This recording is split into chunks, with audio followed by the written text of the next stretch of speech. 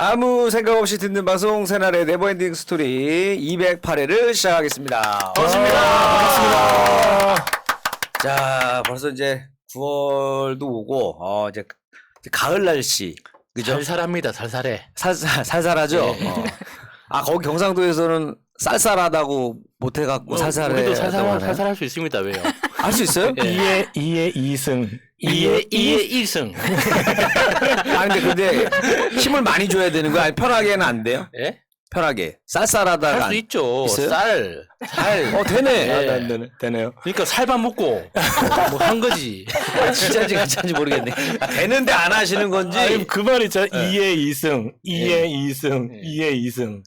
2의 2승, 2의 2승, 2의 예, 2승. 그 부산 사람들은 다 알아야 됩니다. 2의 1승, 2의 2승, 2의 2승.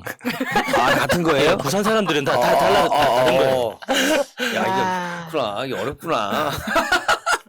자, 네버엔딩 스토리. 우리 비정치 보셨죠? 방금 전에. 이렇게 그냥 여러분들 삶에 큰 도움이 안 되는 그런 다양한 이야기들로 꾸미고 있으니까요. 그렇습니다. 혹시 뭐 정치 이슈 들으러 오셨던 분들은 잠깐 쉬시고 다른 거 검색하셔서 우리 새날의 다른 방송은 다 정치 방송이니까 그거 들으시면 되고요. 저희는 그냥 평상시에 주변에 일어나는 우리 주변 사람들 이야기부터 해서 관심 있는 이야기 위주로 꾸며드리는 네버엔딩 스토리입니다. 자, 오늘 또 새로운 주제로 인사드릴 텐데 오늘은 약간 좀 이 주제 자체가 화끈합니다. 오늘 주제 먼저 얘기해 드릴게요. 주제 진짜 주제가 주옥 같아. 칼의 얼굴. 예전에 칼의 노래는 있었잖아요. 그 얼굴에 칼 댄 이야기 뭐 이런 거. 그런 것도 괜찮죠. 칼의 얼굴도 괜찮죠. 얼굴에 칼 댄 얘기, 성형 얘기도 되고 주제가 굉장히 넓어요. 그러고 보면 우리 냈다 손댔네. 다 손댔죠. 칼국수 먹은 얘기. 칼국수 먹은 얘기. 그 다음에 무슨 뭐 또 칼과 관련된 요리 얘기도 괜찮고요. 뭐 그다음에 칼 퇴근하는 얘기. 이거 다 돼요. 막 갖다 붙이기 나름이니까 그러니까 칼의 얼굴입니다. 그래서 주제는 굉장히 폭넓다라는 거 다시 한번 말씀드리면서 자, 우리 팀의 에이스. 아직 가을인데도 역시 반팔을 입고 다니시는 우리 아니 그게 오사준님 아니라 자리해 이게 뒷배경이 네네. 검정색이라 이렇게 옷이 다 검은 티트 해가지고 다음 주부터는 핫핑크로 바뀐다는 그러니까 차라리 가운을 흰색 가운을 한 4개 맞춰가지고 괜찮다. 의상 고민할 필요 없이 청진기 하나씩 딱 내면서 뭔지 알죠? 뭔가 찜질방 느낌도 그러니까 해서 또 맞춰가지고 하얀 가운 입고 하면 굉장히 편하거든요. 발 마사지 하는. 이런 느낌도 괜찮으니까. 냈다 환자 컨셉인가요? 아니면 찜질방 가운도 괜찮고 사우나 가운도 괜찮아서 괜찮다. 우리 사우나 가운 4개를 맞춰가지고 그거를 하나씩 입고 하는 거예요. 다음 주부터 핫핑크로 바뀐다잖아요. 뒤에 핑크 바꿔요? 그래. 아니 핑크 아니고 색깔 바꾸기로 했어. 왜냐면 그 색깔은 많으니까 사우나복 같은 거 편하니까 의상 고민이 없거든요. 일단 입으면 괜찮은 것 같은데. 자, 잘 지내셨죠, 오사충이님? 네, 제가 카운팅을 해보니까 제 107회에 들어왔는데 지금 208회예요. 100회를 넘겼습니다. 이야. 제가 100회를. 2년 넘었네요. 네, 정말. 벌써 시간이 정말 지난 거예요? 길기도 하고 감동적이에요. 개인적으로 좀. 그럼 오늘 되게 특집 방송으로 감동. 이제 오사춘기님 1시간 20분 이제 원래 옛날 같은 방송국 같으면 아시죠? 한 주 쉬면서 오사충기님 특집으로 나간단 말이에요. 재밌는 거 하이라이트만 나가고 우리대로 출연사 가져가고 원치 않는 결혼의 피해자 오사춘기님. 우리는 우리대로 출연사 가져가고 오사충기님의 활약상 VTR 보시죠. 그러니까 보면서 그때 정말 재밌었습니다 하면서 날로 먹을 수도 있는데 보라부터 시작해서. 이게 안 돼, 이게 여기는. 이제 책도 한 권 내셔야죠. 네, 지금도 계속 기록하고 있는데 요즘에는 좀 환자 일지를 좀 쓰느라고. 죄송합니다. 그렇죠. 이제 예전보다는 아무래도 이제 좀 예전에 100회에 대한 소감은 어떠세요? 지금 소감이? 네, 원래는 지난주에 얘기를 하려고 그랬는데 지난주가 100회였거든요. 예. 근데 내가 빠진 날을 이렇게 카운팅 해보니까 한 4번인가 5번인가 되더라고요. 그래서 나중에 뺐어요? 4주 후에 할까 그러다가 그냥 오늘 얘기하는 걸로. 요럴 때 이제 만으로 100회. 그렇죠. 만으로 100회. 만으로 꽉 채우면 100회. 100회 있잖아요. 아직은 만으로 100회까지는 아니시고요. 뭐 300회까지 가봐야죠. 네. 알겠습니다. 응원하도록 하겠습니다. 자, 그 옆에는 우리 마차님 자리하고 계십니다. 안녕하세요, 마차입니다. 네, 마차님.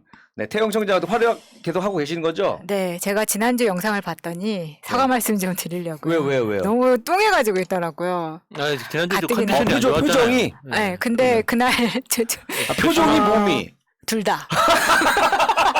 백신 맞고 또 열이 막 올라가지고 아 그러니까 표정이 되게 안 좋아 보이더라고요. 그렇지만 아무 문제 없었다는 거 알려드립니다. 야, 표정에서 이제 걱정하시는 분들도 많더라고요. 표정이 안 좋아졌냐.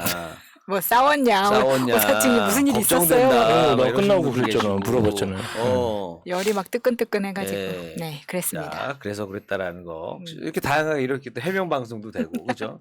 네. 다양합니다. 자, 그리고 우리 야수님 잘해 주셨습니다. 안녕하세요, 야수입니다. 네, 야수님은 또 한 주 동안 잘 지내셨습니까? 예, 아무 일 없이 잘 지냈습니다. 역시 좋습니다. 자, 그럼 바로 오늘 주제 달려가 보도록 하겠습니다. 자, 그러면 오늘 주제 아까 얘기했잖아요. 칼의 얼굴인데 우리 야수님이 오프닝 인사를 좀 짧게 하셨으니까 우리 예. 야수님 이야기부터 예. 한번. 야수님이 1번, 제가 2번, 오사중이님 3번, 우리 마차님 4번 이렇게 가보도록 하겠습니다. 예, 네버엔딩 스토리 208회 첫 번째 주제가 칼의 얼굴이잖아요. 짧게 이제 짚고만 넘어간다면 저도 이제 얼굴에 칼을 댔는데 예. 이제 다쳐가지고 정확하게는 맞아서 어, 예 그렇게 이제 칼 예전엔 넘어졌다고 그러셨는데? 예, 그때도 한번 칼을 댔고 여러 아, 번 됐네. 그래요? 예. 예. 그때는 정말 나 언제가 한번 맞을 줄 알았어. 솔직히 맞아. 맨날 그랬거든요. 예, 예, 아, 나는 난 누가 건들지 않는다. 무서운 게 없다. 사람들이 얼굴만 보고 건들지 않는다 그랬는데 저런 분들이 누가 한 번 건들면 심하게 건들거든요. 아직 복사를 못 만나봤어. 아직. 언제 맞았냐면 이제 군대 제대하고 이제 자신감에 넘쳐날 때 고등학생들이 담배를 피우고 있더라고요.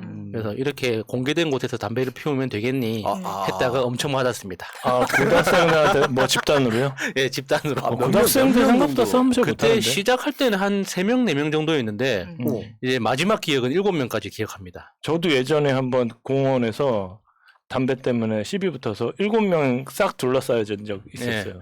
야, 그때 진짜 네. 속으로 진짜 살짝 그러니까 무섭더라고. 7대1로 이겼다가 아니라 7대1로 맞았다. 아, 정확히는. 근데 보통은 이제 좀 분리해야지 좀 친구들이 오는 거 아니에요, 원래는. 네. 야, 우리가, 야, 쪽수가 딸려. 몇 명 더 와봐 해야 되는데, 자기네가 때리고 있으면서도 불구하고 전화해가지고, 야, 더 와봐. 야 여기 와서 스트레스 좀 풀어. 야, 만만한 사람 나타났어.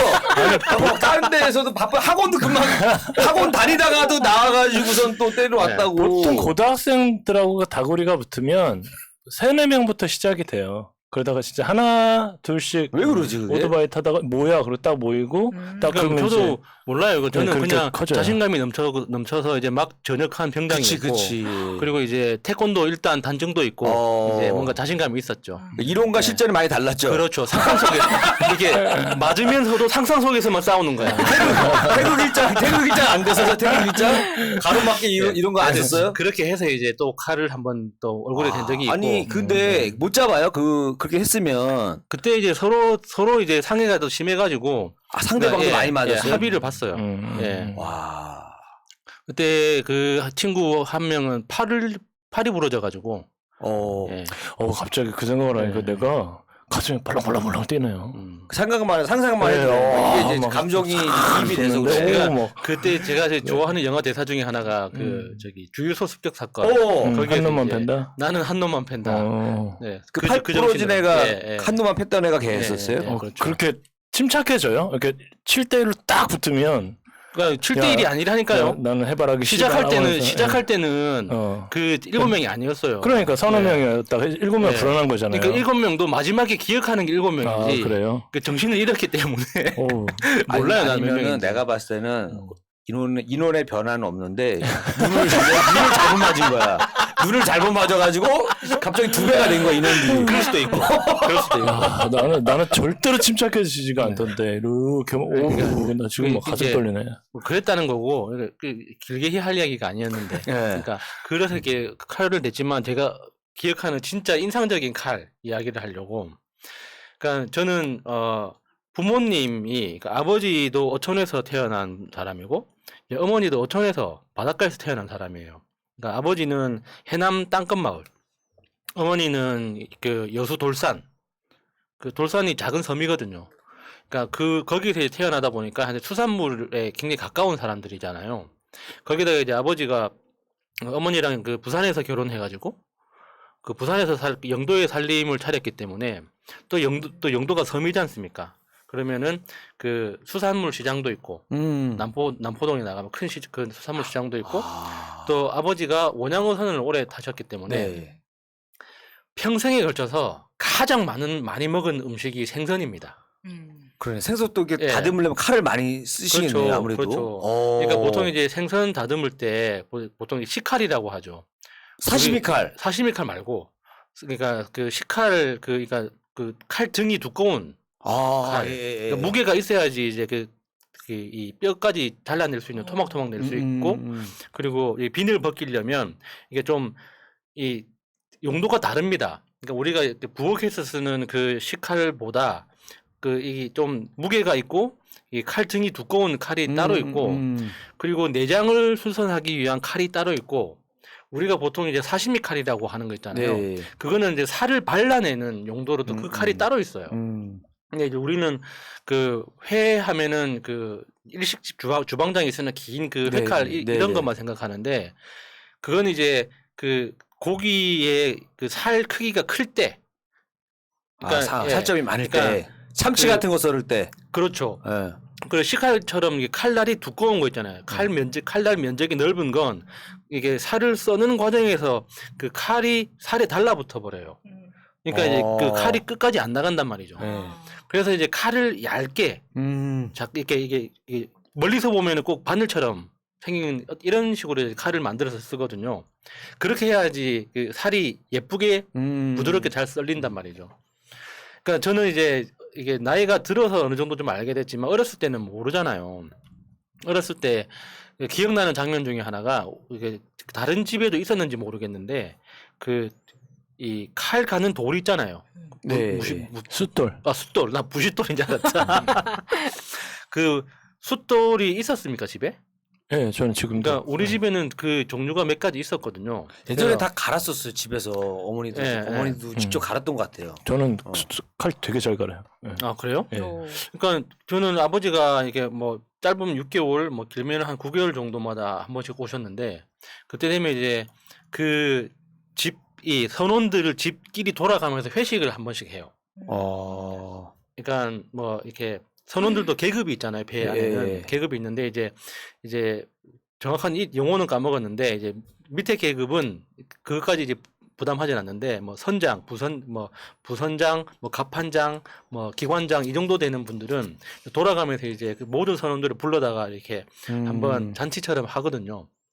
네, 그때 이제 그 오면은 그 선원 삼촌들이라고 불렀는데 삼촌들이 뭐 적을 때는 한 10명, 많을 때는 뭐 15명, 20명씩 이렇게 와요. 그러면 이제 그 잔치하는 날은 가장 이제 메인 메뉴로 나가는 게 다 생선입니다. 그러니까 회, 찜, 뭐 탕, 뭐 이렇게 생선으로 만든 요리들을. 난 오히려 이제 그런 걸 많이 드셔가지고 예. 좀 그 잔치할 때는 다른 거 드실 거라고 생각했거든요. 그건 비싸죠. 그러니까 아무리 이게 그러니까 돈을 벌고 들어왔다고는 하지만 이 소고기, 돼지고기는 그 당시만 해도 아직 그 비싼 거기 때문에 이제 그 어촌 마을에서는 상대적으로 생선이 싸잖아요. 예. 근데 이제 생선도 다 똑같은 생선이 아니라, 그러니까 예를 들어서 그 배가 원양어선이 참치를 잡는 배인데 참치만 잡히는 게 아니잖아요. 그러니까 뭐 상어도 잡히고 작은 고래도 잡히고 그렇죠, 예, 그렇죠. 뭐 이런 것들을 보관해뒀다가 이제 그때 와서 먹는 거예요. 야, 그거 보니까 잡다 보면 막 물개도 막 들어가 있고 뭐 그러더라고요, 진짜. 네, 예. 물개를 잡혔다는 이야기는 들었어도 네. 본 적은 없는데. 그리고 그 예전에 그 다큐멘터리 나오는데 네. 물개가 잡혀갖고 다 이게 예. 풀어주고. 예. 그래서 한 번은 이제 그 제 키보다 큰 상어를 본 적은 있어요. 와. 제 키보다 큰 상어. 그래서 그거를 그 동네에 있는 정육점 아저씨가 그 소고기 써는 톱 있잖아요. 예. 전기톱. 그걸 가지고 와가지고 이제 같이 해체하고 이제 그런 장면도 봤는데, 그러니까 그 잔치하는 날은 아버지하고 삼촌 한두 명이 한 몇 시간 먼저 와요, 집에. 일찍 와가지고 이게 그 잔치상 준비를 하는데 제일 먼저 하는 게 칼을 가는 겁니다.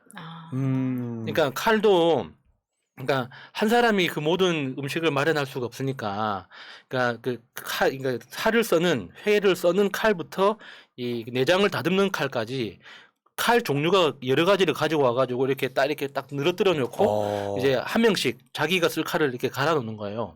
그러면 이제 막상 잔치가 시작되면은 한 대여섯 명은 이게 그 고기 손질하고 썰고 내주고 나머지 사람들은 먹고 그때 이제 그 칼을 다루는 모습을 보면 그냥 나도 모르게 멋있다는 생각이 들어요. 막 고민하는 거 없이 아예 그 숙달된 느낌의 칼질일 거 아니에요, 다들. 그렇죠. 너무나 자연스럽게 막 말하면서 야, 어땠어? 뭐 좀 가져와 하면서 막 칼질하면서. 그러니까 그 물고기 종류가 굉장히 다양하잖아요. 근데 나는 모르지. 나는 입에 넣어주면 먹고 그것만 끝이니까. 그런데 그 딱 봐도 저거는 비늘이 없다. 저거는 비늘이 많다. 그러니까 보는 순간 삼촌들이 막 설명을 해줍니다. 그 물고기는 뭐다, 어디서 잡히는데 뭐 이렇게 뭐라고 설명하는. 나는 그냥 신기해서 쳐다보는 거죠. 그러니까 그 모든 장면들이 멋있는 거예요. 그러니까 그 생물에 대해서 잘 알고 있다는 거, 그리고 그걸 이렇게 해체를 하는데 뭔가 그냥 그 당시 느낌에 저렇게 빠르게 하면은 물고기도 안 아플 것 같다는 생각이 들 정도로 깔끔하게 싹 이렇게 막 이렇게 다 살아있는 애들이었어요. 깔끔하게 싹 이렇게 막 하는 거 보면 진짜 멋있다는 생각이 들거든요. 그러니까 원래 그런 거 못하시는 분들이 원래 더 아프게만 하거든요. 원래 저희 옛날에 사랑니 뽑을 때도 잘하시는 분들은 한 방에 뽑거든요.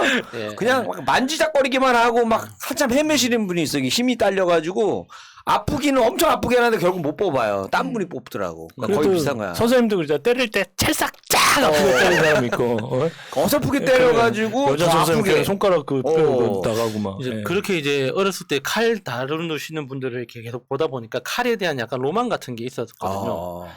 약간 그게 상남자의 상징 같았겠네요. 그게 야, 칼이. 나 처음 봤어. 나 칼에 대한 로망 있는 사람. 그러니까 그게 이제 중학교 때 어떤 식으로 발현이 됐냐면 칼 만드는 걸 좀 약간 집착했습니다. 그러니까 칼을 만들려면 원래 이제 그 쇠를 녹여가지고 그 쇠를 펴서 이렇게 두드려가지고 이렇게 딱 물통 딱 까시고선 아저씨가 이제 대장장이 아저씨가 막 그렇죠. 두들기면서 만든 거 아니에요. 데일바스 선장이 그거 맞죠. 근데 중학생 남자애가 뭐 그렇게 할 수 있겠습니까? 그러니까 제가 선택했던 방법은 나무를 깎아가지고 칼로 만드는 거였어요. 그러니까 처음에 시작한 건 중학교 1학년 때 이제 조각 그 미술 시간 조각 그 실습하다가 조각칼로 뭔가를 많이 할 수 있다는 걸 깨닫게 되고 조각칼보다는 사포질로 했을 때 굉장히 예쁘게 그 칼 모양이 나온다. 맨들맨들하게. 예, 그리고 결국에는 그렇게 나무 칼로 종이도 베어진다는 걸 제가 이제 확인한 다음부터는 이제 중요한 나무 거는 칼로 종이도 잘랐어요. 깨끗하게 잘라져요. 깔끔하게 잘립니다. 그게 이제 확인된 다음부터는 이제 중요한 건 어떤 나무냐가 중요하잖아요. 그러니까 보통 이제 공사판에서 쓰는 강목은 아무리 그 곱게 갈아도 결국에는 약간의 그 충격만 가해도 이게 나무 결이 일어나니까. 그러니까 소나무 뭐 밑둥이냐, 소나무 가지냐, 뭐 참나무냐, 등나무냐, 뭐 이게 나무 종류에 따라서 그 칼의 어떤 강도 그리고 내구성 이런 게 달라진단 말이에요. 그러니까 제가 고등학교 한 1학년 정도 될 때까지 이제 거의 한 그 큰 취미생활 두 가지가 있었는데 하나가 칼 만드는 거, 하나가 이제 그림 그리는 거, 이제 두 가지 취미생활이 있었거든요. 그러니까 그 학교 왔다 갔다 하거나 이제 주말에 이제 그냥 친구들이랑 놀러 다닐 때 이게 뭐 산에나 이렇게 좀 뭔가 좀 그럴듯한 나무가 보이면 무조건 주워 오는 거예요. 그래가지고 어디서 본 건 있어가지고 나무를 주워 오면 일단 물에 담궈. 물에 담궈서 한 일주일이고 한 보름이고 물에 담궈놔요. 그래서 그 한 일주일 정도 담근 후에 다시 그 꺼내서 또 한 달 정도 말려. 누구한테 배운 거예요? 그러니까 나는 모르겠는데 어디서 뭔가 또 이래야 될 것 같은 거예요. 어디서 주워 들은 게 나도 있나 봐. 모르게 이렇게 해야 될 것 같은 거예요? 그러니까 나도 어디서 봤는지는 정확하게 모르겠는데 그렇게 해야 나무가 단단해진다는 거 어디서 주워 들어가지고 그러니까 그 나무 종류가 뭔지도 모르고 사실 그 나중에 알고 보니까 그렇게 해야 되는 나무가 있고 어차피 나중에 시간이 지나면 휘어지는 나무가 있고 그렇게 했다고 하던데 저는 모르니까 일단 모든 나무는 다 똑같아 보이잖아요. 그래서 딱 저 나무가 좀 뭔가 단단해 보인다. 그러면 그 나무를 주워 왔다가 이제 그런 짓을 했었어요. 그러니까 좋은 나무를 보면은 저걸로 칼 만들면 좋겠는데 막 이런 생각이 들어요. 그래서 이제 처음 그 칼 모양을 잡을 때는 조각칼로 다 파내고 어느 정도 이제 좀 대충의 칼 모양이 잡히잖아요. 그러면 그때부터는 이제 100% 사포질로 그러면 약간 그 길이는 약간 일반 우리가 집에서 쓰는 뭐 그런 뭐 식칼 뭐 요 정도 그러니까 용도인지 그건- 아니면 대검. 이제 그건 그 검, 이제 대검 아, 스파타쿠스에 나오는 뭐 이런 거. 나무 모양에 따라 달라지는 건데, 네. 그러니까 나무를 보는 순간 이제 상상하는 그림이 생겨요. 그러니까 저거는 그러니까 예를 들어서 뭐 근접전에서 쓰는 짧은 칼이면 좋겠다. 근접전. 뭐 혼자 전쟁 준비하고 계셨네 지금 전쟁 이 준비하고. 칼은 이게 크게 한 방 벨 때 한방 쓰는 때 그런 용도가 좋겠다. 뭐 이런 식으로 혼자 상상하면서. 사포질 너무 많이 한 건 요거는 펜싱용. 사포질 너무 많이 했어요 이거는. 그래가지고 엄마가 이제 애가 맨날 이제 그 그림 그리거나 안 그러면은 사포질만 하고 있으니까 얼마나 꼴 보기 싫었겠습니까. 그래서 그래도 그걸로 나무 깎아가지고 예. 바비 인형 만드는 건 낫죠 그래도. 그래도 낫지. 그래서 칼 만드는 게 남자애가. 엄마가 되게 안 좋아했었는데 그래도 합의 본 게 그러니까는 한 번에 하나만 집에 두기로. 그러니까 이게 내가 이제 내 개인의 어떤 일종의 그 중학생한테는 작품 같은 거잖아요. 내가 이렇게 그렇죠. 쌓아온 작품 같은 건데 이거를 이제 한 집에 칼이 한 3개, 4개, 5개 늘어가기 시작하니까 엄마가 보기 불편한 거야. 지금 이제 게다가 엄마 뭐 입장에서는 안 그랬겠습니까? 무슨 탱크나 무슨 헬기 프라모델도 예. 아니고 칼이니까. 칼 이렇게 예. 막 걸어놓고 막 예. 세워놓고 뭐 이러니까 엄마가 좀 마음이 좀 안 좋았을 거 아니에요. 그러니까 엄마가 좋게 이야기를 하더라고요. 꼭 이렇게 칼을 집에 많이 둬야겠냐. 근데 정말 잘 만들었었으면은 별 얘기 안 하셨을 것 같은데 내가 봤을 때 근데 이제 해놔서 그런 거 저는 아니에요? 그 완성도에 어떤 그 집중을 뒀던 게 네. 칼날. 네. 칼날이 정말 이렇게 그 영화나 만화에서 보면은 칼을 이렇게 쭉 뻗어가지고 이렇게 쭉 보잖아요. 네. 그 느낌만 나면 되는 거예요. 칼날이 이렇게 뭔가 파리한 느낌? 이렇게 눈을 한눈으로 딱 보면은 뭔가 일자로 쫙 뻗어 있는 그 느낌만 나면 합격. 아니 그러면은 마감을 뭘로 했어? 뭐 페인트 칠 같은 거나 이런 거 안 했어요? 사포로. 사포가 뭐지? 마무리예요? 그 니스보다 약간 고급진 거 있습니다. 이름을 까먹었는데. 구리스? 아니요. 린스? 나 목공 작업할 때 네. 그 마감하는 그 액체가 있어요. 이제 그걸로 했었죠. 예. 왜냐면은 이 칼날을 비춰봤을 때 약간 반짝하는 느낌이 있어야 되거든요. 근데 그 사포질만 하면은 이게 그 불빛에 비춰봤을 때 반짝하는 느낌이 없잖아요. 그래서 항상 마무리는 그 용액으로 했었죠. 근데 맨날 학원 다니고 막 그런 이야기 막 흔한데 이런 거 만들었는데 이런 거 막 꽂혀가지고 막 열심히 하고 이런 경험이나 기억이 되게 좋은 것 같아요. 그러니까 요즘 같으면 그럼요. 유튜버가 했었으면 엄청 네. 성공하는 거예요. 중학생이가 맨날 나무로 칼 만든다고 생각해봐요. 그래서 제가 유튜브에서 좋아하는 영상이 그 완전 썩은 칼 있잖아요. 아 있다. 네, 있어. 완전 썩은 칼 복원하는 복원하네요. 영상들이 있거든요. 그거 어떻게 보관해요? 완전 예쁘게 네. 다시 정말 리모델 걷다가 해주잖아요. 네. 네. 그러니까 그 손잡이도 분해해가지고 처음부터 다시 완전 다시 새롭게 만드는. 아니 근데 칼을 다시 사면 되는데 굳이 그거를 다 의미가 있는 칼들인가 다? 근데 라이터 오래된 복원도 문화재 하고 같은 그러던데. 것도 네, 뭐. 오래된 아이고. 칼들을 복원하는 거 아. 있거든요. 그리고 이 알루미늄 캔 있잖아요. 네. 알루미늄 캔 수백 개 모아가지고 그걸 녹여가지고 그걸 칼로 만드는.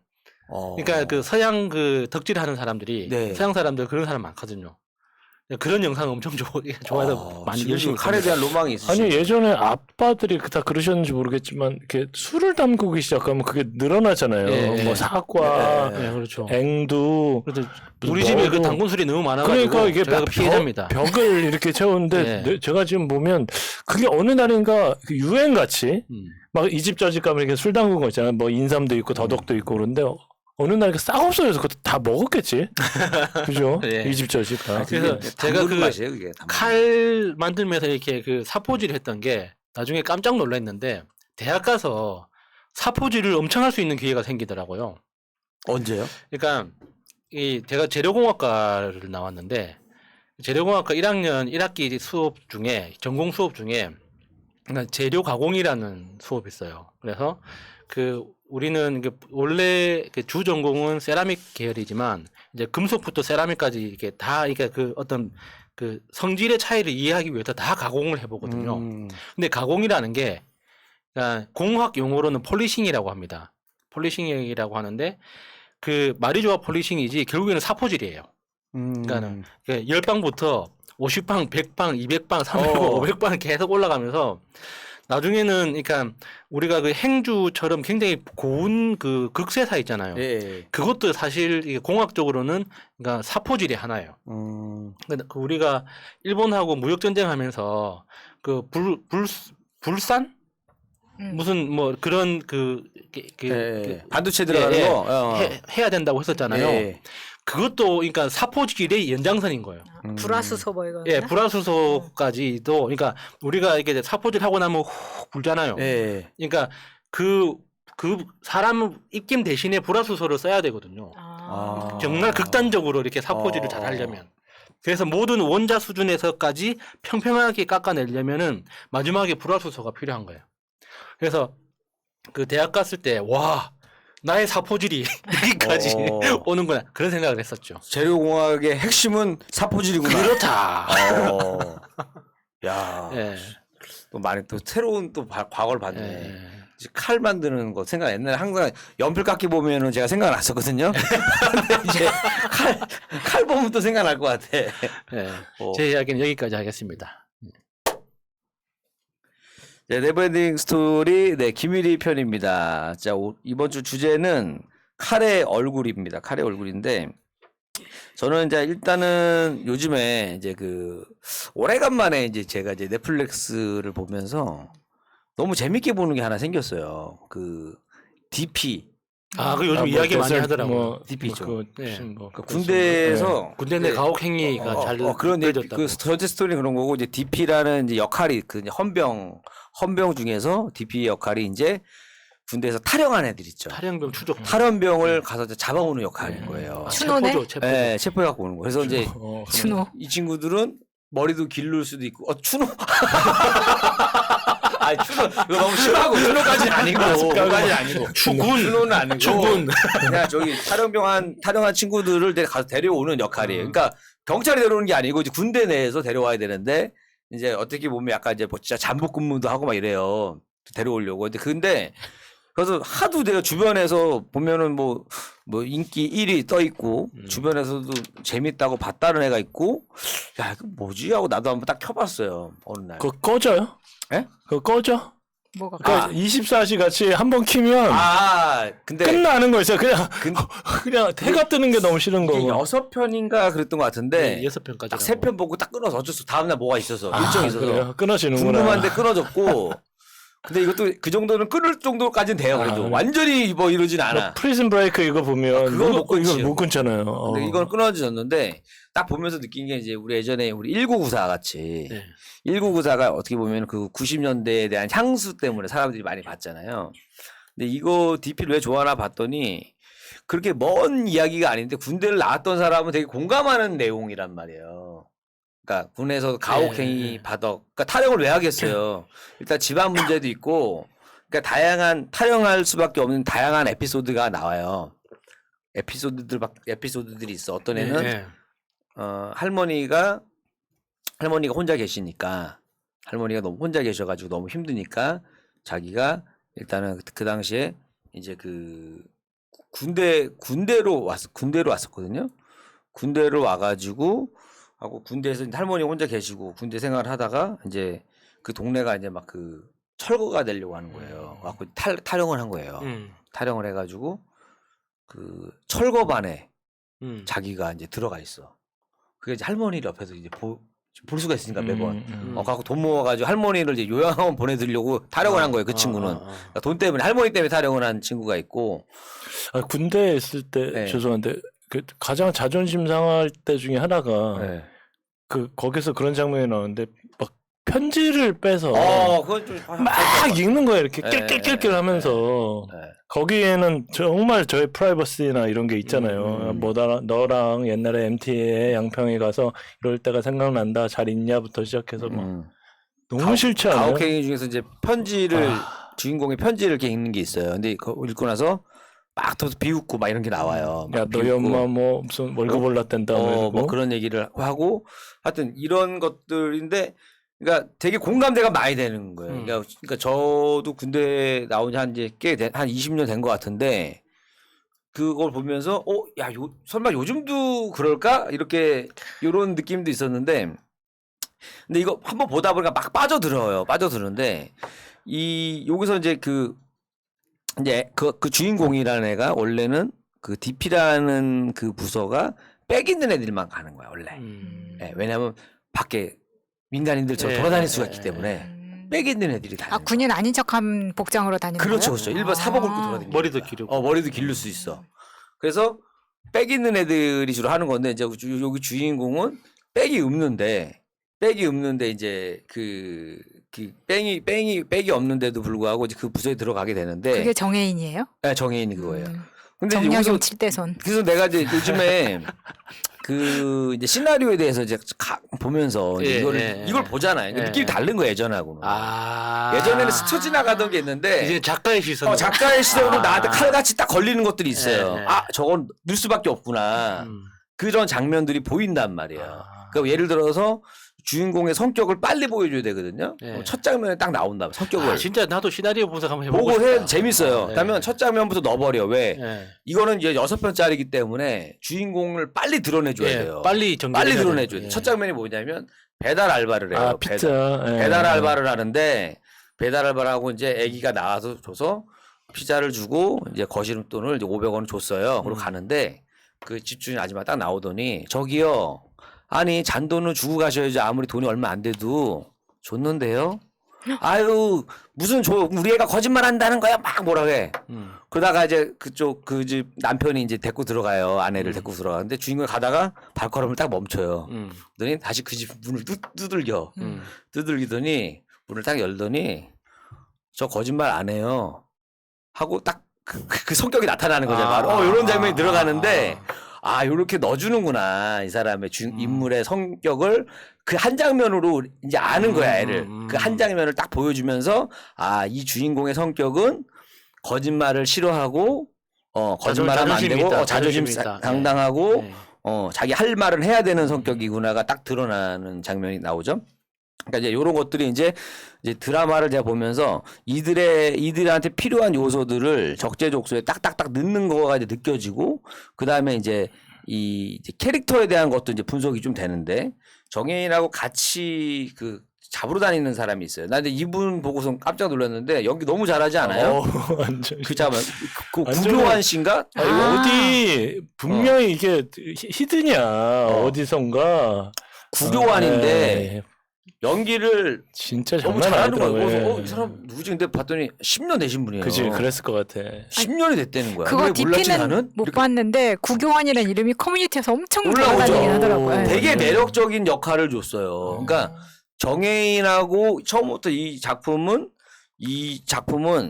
작정을 했구나. 구교환한테도 롤을 많이 주기로 작정한 작품인 거예요. 너무 매력적인 역할을 맡았어요. 근데 그게 되게 가혹적이거나 막 지저분하거나 하진 않아요? 아 그런 거 없어요. 아, 아, 그래요? 초반에 좀 그런 게 있는데 초반만 건너뛰면 예. 돼? 난 들어온 거 나올까 봐. 더럽진 않아. 더럽지 막 이상. 아니 도대체 어떤 걸 보고 다니시길래? 아니 도대체 뭘 보고 다니시는 군대 거예요? 이야기에 대해서 뭘 들은 거예요 군대 대해서 도대체? 도대체 무슨 얘기를 듣고 다니신 거예요? 아니 그래서 나는 정혜인이 나온다 그래서 네. 너무 보고 싶은데 그럴까 봐 못 보고 아, 있었거든. 그런 거 없고 그냥 이걸 보면 진짜 군대 갔다 온 남자들이 저 가혹행위나 이런 거를 직접 당하는 경우도 있지만 또 간접적으로 보기도 하고 나는 안 당하지만 그걸 보는 것 자체도 또는 나도 거기서 이제 주는 메시지는 그거거든요. 나머지 애들 너희들은 뭔데? 너희들도 똑같다 이거야. 방관자라 이거야. 방관자. 때린 사람 있고 맞은 사람 있잖아요. 그 나머지는 뭐냐? 방관자라고 그러니까 하는 저는 얘기가 말년에 나와요. 정말 놀랬던 게 저는 군 생활하면서 한 번도 안 맞았었거든요. 네. 그래서 저는 우리 부대에 구타가 없는 줄 알았어요. 근데 말년돼서 동기들한테 들었는데 네. 정말 많이 맞았다는 거예요. 그러면 나는 왜 안 맞았냐? 그러니까 그러니까 애가 정상처럼 보이지 않아가지고 다 무서워했다는 거예요. 쟤 건드렸다가는 지금도 무서워하시고. 고참들도 왜냐면은 얘는 도라이 같다고. 해병대는 안 가셨죠. 예. 다행이신 줄 아세요? 해병대 가셨으면 건드려요. 그 정도도 건드려. 해병대는 그러는데 네. 일반 부대 같으면은 여긴 잠깐이잖아요. 좀 있으면 사회 나가야 되니까 그래도 어느 정도 이렇게 저 친구는 예상이 안 되는 애들 있잖아요. 그러니까 아예 안 건드릴 수도 있을 것 같아. 내가 봐도. 그러니까 학폭에서 제가 청소년 그 심리를 공부하는데 거기에 그게 있어요. 내가 얘를 때렸다, 맞았다, 가해자, 피해자가 아니라 방관자가 있어. 나머지 학생들. 방관자. 제가 세니까 그것도 동조라 이거지. 그래서 그거에 대한 그 정의를 내리는데, 그래서 학생들한테 A가 B를 괴롭혔다. 이게 이것도 학폭이지만 옆에서 가만히 있었다. 이것도 학폭이다. 너희들은 말을 해야 된다. 아니 저는 누가 때리는 나쁜 걸 거다. 봤으면 말렸을 텐데 한 번도 본 적이 없거든요. 때린 적만 있죠. 아니요, 때리지 때리지도 않았어요. 저런 성격은 또 때리지도 않아요. 네. 보면. 그래서 그래서 내가 맞은 만큼 안 때렸어요. 근데 그렇죠. 저는 공군이기 때문에 저희는 뭐 거의 구타가 거의 없었고 우리는 그래요? 그냥 기합 주는 거 중에 엎드려 뻗쳐 정도였었어요. 때리고 이런 건 저 때도 없었고 공군은 다른 부대는 이제 우리 친구 같은 경우는 얘기 들어보면은 진짜 그 헬멧 쓰고 있는데 이렇게 맞다 보니까 헬멧에서 이렇게 피가 이렇게 그거는 뭐, 이것도 예, 있었고 우리 형 때는 저기 그거 있었어요. 이제 그 월차를 봤는데 그거 그냥 뭐 머리 박아가 아니라 치약 뚜껑에 머리 박아를 시켰대요. 그래, 나그 얘긴 들어본 것 같아. 뽀록 튀어나온 거. 뽀쪽 튀어나온 거. 그러니까 위험하지 않나? 그러니까 피가 나면 차라리 나. 그러니까 차라리. 그래서 사람들이 거기 군대 갔다 온 사람이 그 부강 그 치약을 되게 안 좋아하는 게 엄청 뾰족하거든요. 부강 거 알죠? 로켓이야 엄청 로켓. 뾰족하게 만들어요. 내가 프라님하고 약간 군대를 비슷하게 이제 네. 한 것 같은데 옛날에 많이 때렸어요. 그래갖고 요즘에 보면은 아시죠? 이제 치약 뚜껑이 굉장히 평평하게 나오니까 다 이렇게 군대에서 희생되신 분들 때문에 이렇게 치약 뚜껑이 좋아진 거예요. 원터치로 예전에 돌리는 거 할 때 얼마나 아팠을까. 그래서 근데 여기서 내가 딱 보면서 하나 또 느낀 게 뭐냐면 여기서 주인공이 그래도 정혜인일 수밖에 없는 이유가 있는 게 정혜인한테 좀 더 감정이입을 할 수 있는 장면이 많아요. 그러니까 집안도 많이 나오고 이렇게 보여주는데 여기서 말했던 그 구교환 그분은 잠깐 나왔지만 엄청 매력이 무조건 많이 나오는데 이분이 어떻게 사는지에 대한 자세한 얘기는 안 나와. 그러니까 만약에 그거까지 보여줬으면 이 사람한테도 감정이입이 더 많이 됐을 거예요. 그래서 그러니까 요걸로 이제 주인공에 대한 배분을 해줄 수가 있겠구나. 만약에 이 사람이 굉장히 낙천적이고 잘 까부는 사람인데 만약에 이 사람의 과거 속에서 어떤 모습이 있어서 이렇게 바뀔 수밖에 없었던 어떠한 스토리를 넣어줬다면 이 구교환이라는 캐릭터한테도 감정이입이 많이 되겠구나라는 생각을 하면서 제가 이제 보시면 아시겠지만 이제 보이는 눈이 넓어졌다라는 거야. 이게 이제 뭐냐 이 시나리오 공부를 제가 이제 칼같이 열심히 했기 때문에 갖고 이제 오늘 내가 이거를 딱 보면서도 이제 오늘이 이제 저희가 이제 시나리오 그 내는 날이거든요. 오늘 이제 최종 제출하는 날이거든요. 딱 오늘 12시까지예요. 그러니까 여기도 시간이 칼 같아요. 딱 1초만 늦어도 넘어도 안 된다는 거. 그러니까 굉장히 그러니까 시나리오라는 작업 자체가 굉장히 정확하게 하더라고요. 되게 그거에 대해 철저하더라고요. 시간 1초라도 늦으면 뭐 죄송해요. 필요 없다 이런 거예요. 그리고 씬도 80에서 100씬 하라고 그랬는데 101씬이야. 1씬 더 들어가면 훨씬 좋을 것 같아. 안 된다는 거예요. 아무리 그렇게 해도 어떻게 바꿔서라도 100씬에 맞춰야 된다는 거예요. 그러니까 다른 씬을 막 두 개 합치더라도 그렇게 맞춰야 되는 거고 그다음에 A4 용지도 정확하게 80장. 딱 그거 60에서 80장 딱 정확하게 이런 것들을 정해줬다라는 거. 요게 이제 일단 제가 이 넷플릭스를 이번에 물론 이제 군대에서도 보면은 이제 헌병대들이 일단은 율동하고 이런 거 보면 이제 뭐 군가 부르고 뭐 하는 거 보면 또 칼같이 움직이는 것도 있고 해서 제가 일단은 이제 이 DP 넷플릭스 영화를 칼의 얼굴로 해갖고 일단 하나 뽑아갖고요. 두 번째는 우리 연예계에서 사실은 이제 엄청 저승사자 같은 사람이 있었단 말이에요. 김용호 연예부장. 얼마 전에 뭐 은퇴 선언을 했다고. 네. 근데 그게 은퇴 선언이 아니라 사실 잠깐 쉬는 건데. 은퇴가 아니었어요? 몸살이는. 근데 이제 뭐냐면 이분이 이제 왜냐면은 거의 뭐 연예계 뉴스를 어떻게 보면 거기 예전에는 뭐 TV 연예 방송국에서 하는 것들이 핫했잖아요. 근데 그거는 그냥 좋은 것만 알렸잖아, 항상. 누가 뭐 앨범을 냈습니다. 누가 뭘 했습니다. 뭐 광고가 들어왔는데요. 광고 촬영 현장에 나가봤습니다. 뭐 이런 거였는데 이분은 과거에 폭로를 한단 말이에요. 이 사람이 어떤 사람입니다. 지금 누구를 만나고 있다. 그러니까 최근에도 공격했던 사람이 이제 한예슬 씨. 그죠? 한예슬 씨랑 남자친구한테 뭐 자동차 뭐 선물 받았단 말이에요. 네. 선물해 줬죠. 예. 자기도 옛날에 받았고 예. 이번에는 지금 만나는 분한테 자기가 줬고 아, 뭐 이런 거고. 예. 그다음에 그 뭐 전에 있던 손담비 씨부터 해서 뭐 엄청나게 많이 건드렸어요. 은퇴하신 분도 있고. 근데 이제 공식적으로 방송에서 이제 하차했던 이유는 본인이 얘기한 걸로는 뭐였냐면은 하차하기 전에 이제 그 마지막 영상을 보면 이제 막 울면서 그러니까 이제 그런 연예인들, 악마 같은 연예인들을 자기가 조사하고 폭로하다 보니까 본인도 악마가 됐다. 이렇게 얘기를 해요. 그러면서 아유, 이제 그 얘기가 나와요. 어떤 장면이 나왔냐면 어떻게 찍혔는지 모르겠는데 이제 그 룸사롱 같은 데서 마담하고 얘기하는 게 나온 거예요. 영상이. 김용호 씨 본인이. 예. 근데 거기서 그게 그냥 너무 리얼하게 다 나온 거야. 근데 그걸 시간은 길지 않았지만 어떻게 녹음하고 영상이 있어요. 했는지 영상이. 모르겠어요. 그리고 김용호는 그 사람은 누가 찍었는지도 알 거 아니에요. 예. 자기 알 수 건너편에. 있죠. 어. 근데 본인 얼굴 나오고, 그러니까 딱 방향을 봤을 때는 마담 언니 아니면 저쪽에 뭐 웨이터나 누가 옆에 있었던 애가 그거 아니면 카메라를 짱박아 놨든 뭐 여러 가지가 있겠지만은 어쨌든 간에 근데 그게 딱 하고 나오면서 일단은 거기에서도 일단은 이제 여론이 안 좋아진 거야 일단 거기서부터 일단 아니 너가 연예인의 안 좋은 사생활을 폭로하면서 뭐 세상을 밝은 사회를 만든다더니 본인이 왜 이렇게 되냐 하면서 이제 역풍을 맞은 게 있고 그러다가 이제 이근 대위가 지금 이제 반격을 하고 있는 거예요. 뭘 폭로했냐면 그 관련성을 얘기를 하더라고요. 그 탤런트 중에서 이제 오이네 씨라고 있단 말이에요. 그분이 이제 자살하셨는데 그분의 죽음과 관련이 있는 것처럼 얘기를 했단 말이에요. 김용호 연예부장하고. 그래서 이제 지금 그거까지도 만약에 진짜로 밝혀지면은 어떻게 보면 굉장히 도덕적인 타격이 어마어마. 밝혀진 것 같던데. 근데 그거? 도덕적인 타격도 분명히 있겠지만 저는 이제 김용호 씨가 엄청 지금 겁을 먹었다고 생각이 드는 게 네. 지금 그 여러 연예인들이 이제 명예훼손으로 고소가 많이 되어 있는 상태잖아요. 맞아요.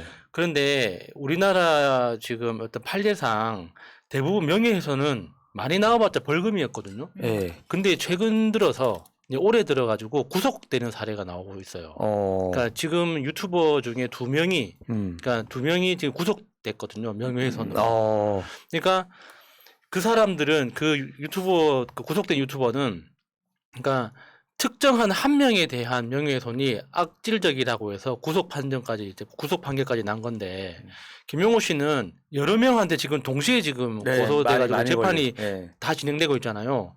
구속 가능성이 굉장히 높은 거예요. 맞아, 그거요. 그래서 제가 이제 이걸 근데 그래서 원래는 이렇게 세 명 했단 말이에요. 그 강용석 변호사하고 그다음에 뭐 전직 여기 기자분 김세희 기자분하고 김용호 씨 이렇게 셋이 하다가 어느 순간부터 이게 분할을 해서 하더라고요. 그러니까 김용호 연예부장하고 다른 분하고 이렇게 또 다른 방송으로 따로 가로 세로의 다른 그 채널에서 방송을 하고 김세희하고 강용석 2분이 이렇게 따로 방송을 했단 말이에요. 그래서 이미 분할을 해버린 거예요. 그래서 김용호 연예부장의 타격이 와도 여기는 갈 수 있게 된 거야. 만약에 셋이 하다가 타격이 왔으면 이거 자체가 흔들렸을 거예요. 내가 봤을 때는. 왜냐하면 메인으로 활동하기 있었기 때문에. 근데 그 전에 내 느낌으로는 전에 어디서 뭘 얘기 들은 건가? 이 분할을 했었어요. 이거 터지기 전에. 분할을 해서 한동안 방송을 했었기 때문에 그래서 이미 쪼개놨기 때문에 타격이 와도 그러니까 가로 세로 그쪽 채널은 쭉 가더라고요. 이미 꼬리 자를 준비를 해놓은 상태네요. 그런데 제 생각으로는 그래요. 갑자기 그렇게 바뀌기 때문에 왜 그런가 해서 대선 모드로 바꾼 건가? 여기는 연예 뉴스, 여기는 정치 뉴스로 이렇게 가는 것 같긴 했는데 하여튼 뭐 그런 것도 있으면서 요거 보면서도 칼에 어떻게 보면 얼굴이었죠. 그러니까 본인이 결국에 칼을 휘둘렀는데 연예인들한테 어떻게 보면 저승사자처럼 칼을 엄청 휘두르고 다녔단 말이에요. 그래서 진짜 이거 맞아서 실제로 돌아가신 분도 있고. 진짜 남의 눈에 눈물 나게 하는 거 아니에요. 그렇죠. 자기 눈에 피눈물 나지. 이제 사람들이 봤을 때는 너도 똑같은 짓 하면서 왜 맞아, 그것에 대한 분노가 있는 거지. 그게 된 거예요. 왜냐하면 그걸 보면서 보는 사람들도 그랬어라고는 하지만 보는 사람도 불편했거든. 네. 내가 좋아하는 연예인 특히 뭐 김건모 씨라든가 이렇게 건드리면 누구의 승도 아니 누구에게도 이익이 없는데 딱 결혼을 앞두고 그렇게 터뜨려 버리면 사실 그 사람 인생에서는 너무 크잖아. 그렇죠.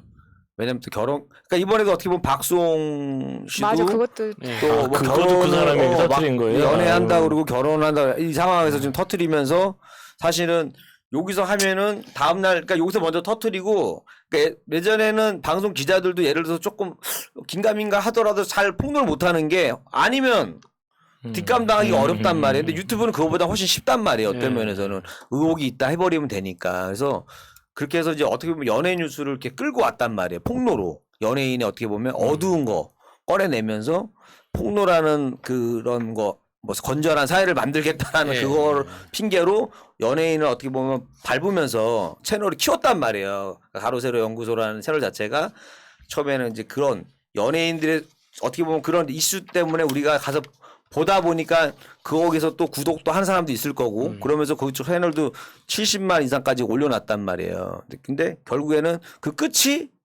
이렇게 됐다 이거지. 이제 끝은 지금은 일단 저기 뭐 김용호라는 분도 이렇게 했다. 칼 휘두르다 결국 이렇게 돼서 어떻게 보면 이제 그 칼을 휘둘렀지만 그 이면에 있는 이제 그 본인의 휘둘렀던 사람의 얼굴이 드러난 계기가 돼버려서 어쨌든 요 사건도 왜냐면 연예계 쪽에서는 일단은 이제 조금 좀 안심하는 분위기가 있더라고요. 한동안 너무 걱정하고 살았던 분들이 많아가지고 예. 없는 이야기도 그렇게 만들어서 하면 그러니까. 걱정되죠. 그래서 그래갖고 뭐 저야 어차피 큰 걱정할 건 없었지만은 어쨌든 우리 쪽에서는 일단은 이제 한숨 돌렸다라는 얘기가 많습니다. 축하드립니다. 네, 제 얘기는 여기까지입니다. 예, 우사친구입니다. 예, 208회. 제가 카레 관련된 에피소드 그 몇 가지 준비를 했었는데, 아이가 이제 그 예고 준비를 해서 그 미술학원에서 시간을 좀 오래 보내요. 근데 이제 부모들의 가장 큰 게 뭐냐면 그 라이드를 해주는 거하고, 이렇게 밥을 먹이는 건데, 그 5시 20분인가 10분에 이제 학원에서 나와요. 나와서 그 다 쏟아져 나오는 거야, 이제. 노량진 뭐 같이 5시 10분, 20분에 그럼 엘리베이터 한 번 눌러서 기다리는데 한 5분, 10분씩 걸리는 그런 거 있잖아요. 그래서 나와서 45분에 다시 올라가야 돼. 그래서 정확하게 30분인가 35분의 시간이 있으니까 그 사이에 밥을 먹어야 되는 거예요? 네, 다 쓰레빠 싣고 다 나와서 왼손에 삼각김밥, 오른쪽에는 이제 다 그걸 이제 들고 이제 바깥에서 먹던 뒤에서 먹던 또 뭐 담배 피는 애들 저 빌딩 뒤에서 짱박해서 먹고 하다 보니 이제 부모들이 그러지 말고 도시락을 싸가자. 그래서 이제 차 안에서 먹여요. 차 안에서 그래서 진짜 데려다 오바라고. 주고 근데 사 먹으라고 하면 안 돼요? 아니 근데 생각보다 그거를 차 안에서 도시락을 먹이는 부모가 굉장히 많더라고요.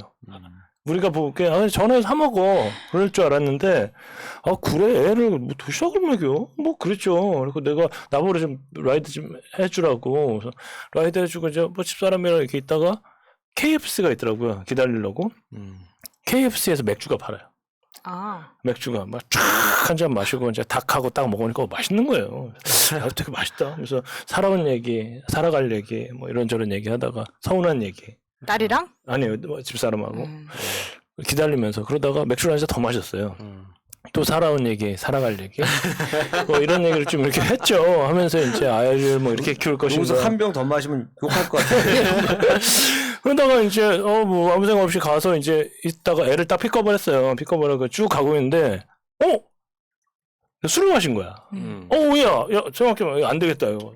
나도 모르게 운전을 한 거지. 그래갖고 이제 그 신호등에 딱 걸렸길래 야 빨리 내려 빨리 네가 운전해. 그래서 훅 바꿨어요. 신호등에 그 신호가 걸려서. 그 집사람이 쭉 운전하다가 우회전 딱 들었는데 아니나 다를까 딱 그 음주 저기 측정하고 있어? 음주 측정하는 거예요. 저기 뭐 경광등 울리고 근데 요즘에 음주 측정을 정말 희한하게 하는 게 내리고 아무것도 안 해요. 봉을 쓱 안에다 집어넣어. 끝이야. 공기로 나가는 거야. 그렇게 해요? 네. 불고 이러지도 않아. 차에 뭐 술 냄새 배어 있는 차들은 거의 나오겠네. 그러니까 나온 거야 나는. 나는 나온 거지. 왜냐면 나는 앉아 있었으니까. 그때 내리라고 내가 남편이 배우자가 마셨고 측정을 하니까 가셔라. 그렇게 됐는데 옛날에는 진짜 우리 옛날에는 종이컵을 가지고 음주 측정을 한 거 아니야? 냄새부터 맡았잖아요. 냄새. 진짜 남의 어지러워. 옛날 진짜 황당하잖아. 진짜 남의 입냄새 이렇게 맡았었잖아요. 근데 지금은 뭐 부으세요, 뭐 물로 가글 하세요 이러지가 않고 전자봉을 이렇게 돼요. 와, 좋아졌다. 그래서 이제 진짜 공기로 이렇게 그냥 음주를 측정하고 막 그러거든요. 그래서 참 신기하다 그랬는데 지금 제가 이제 몇 가지 에피소드를 준비하다가 그 시간이 남으면 한 가지를 더 하고 저기 일단 메이저로 이제 가려고 했던 게 칼. 내 시간까지 다 하실래요? 칼 이야기. 제가 예전에 뭐 다들 이제 전 국민이 잘 아시겠지만 제가 원치 않는 결혼을 그렇지. 하지 않았어요. 예. 전 국민이 다 알지. 네. 그다음에 이제 아이가 이제 극한의 사춘기에 딸을 키우면서 이제 화를 참고 이렇게 사는데, 그러니까 신혼 초에 그러니까 원치 않는 결혼이란 게 이제 돈 때문에 그렇죠. 돈 때문에. 제 집사람은 예뻐요. 죄송합니다. 나는 뭐 리액션 해드려야 되는 거야? 아니, 본 적이 없으니까 해드려야 되는 거야? 본 적이 없으니까 뭐라고 고개를 숙이고 그래. 예뻐요. 예쁜데? 예뻤어. 리액션을 해야 되는 거냐? 갑자기 어떤 영화 대사가 생각나네. 예뻤고 그다음에 다 돈이 왼수주의니까 정말 신혼초에 없이 산 거예요. 그래서 이제 정말 어른들이 들으면 이런 얘기가 어떻게 될지 모르겠지만 찢어지게 가난했던 거예요. 근데 지금은 잘 꿰맸잖아. 그러니까 이제 인생의 목표가 찢어지게 깨맸어. 했으면 된 거죠. 뭐. 그러니까. 그래서 그 당시에 인생의 목표가 부자가 될 거다. 막 돈을 벌 거다. 그래서 칼을 갈고 산 거야. 나는 절대로 모든 난 돈이 너무 세상에서 뭐가 제일 좋냐면 돈이 제일 좋아. 그 당시에 뭐 돈에서 여유가 나오고 돈이 곧 인격이고 돈이 곧 행복이고 뭐 돈이 곧 돈에서 사랑도 그냥 펑펑펑펑 나오고 막 그랬었죠. 그래서 뭐 앞으로 향후 100년은 그럴 것 같습니다. 그래서 뭐 기쁨, 인격, 뭐 사랑 뭐 이런 게 다 나온다 이렇게 생각을 하고 했는데 이제 그렇게 돼서 이제 폭풍이 한번 싹 지나가고 돈이 이제 벌리기 시작한 거예요. 돈이 벌리기 시작하니까 요즘 프라님이 얼굴에 이렇게 웃음이 많아. 요즘에 그럴 리가? 여기 사건이 막 아젠다가 터지니까 그 하면서 프라님 이렇게 기쁜가 봐 이렇게 막 그런 무슨 고발 키트인가 뭐 이런 것도 막 하면서 자기는 너무 편하대 요즘에 막 아젠다 선정하느라 죽겠는데 막 쏟아져 나오니까 그래서 돈을 좀 버니까 웃음도 생기고 뭐 친구 만나서 이제 뭐 밥값도 내가 내고 술값도 제가 좀 비싼 데서도 내고 여기저기 동창하고 뭐 친구들한테 연락도 좀 하고 뭐 아닌 거 막 초등학교 동창 있잖아요. 뭐 이런 것 뭐 모임에도 나가요. 나가서 이제 얼굴도 모르지. 초등학교 뭐 얼굴 알아요. 74번 얼굴 알아? 모르지. 얼굴도 모르는 애하고 막 인사도 하고 막 이렇게 된 거예요. 근데 이제 돈이 좀 벌리고 나니까 집도 좀 바꿔야죠. 차도 좀 바꿔야죠. 차도 좀 바뀌면서 더 좋은 차에 대한 게 꽂힌 거예요. 그래서 차를 좋은 거 사야겠다. 차를 2대를 샀어요. 한 방에? 네. 되게 좋은 걸로. 독일산으로. 세파트 2마리 딱 사갖고 집사람 거 내 거. 그래갖고 진짜 그렇게 된 거예요. 아우. 근데 차가 그러니까 내가 이제 바보 같은 생각을 한 게 쥐뿔도 없는 게 갑자기 돈이 벌려갖고 독일산으로 이제 세파트 2마리 딱 사니까 내가 이게 있음으로써 남들이 날 봐주는지 아는 걸 착각을 하는 거예요. 주차장에 딱 내리면 누가 날 봐주는 것 같은 거예요. 기분. 그렇죠. 차 처음 생기면 그런 착각 들죠. 기분 되게 좋잖아요. 그러니까 이게 승차감 대신에 하차감이라는 말이 나오잖아요. 맞아요. 그러니까 엄마 이렇게 모임 가면 엄마 내가 태워다 줄게. 그리고 이제 대학교나 아니면 고등학교 세미나 갈 때 꼭 이렇게 제일 잘 보이는 데. 그러니까 외제차 처음 탄 사람들이 차에서 내릴 때 그 특유의 그 어깨가 있거든요. 그러니까 겨드랑이가 안 떨어져가지고 겨드랑이가 떨어져가지고 이렇게 하는 그 미쳤지. 그래서 테이블에도 항상 차 키를 올려요.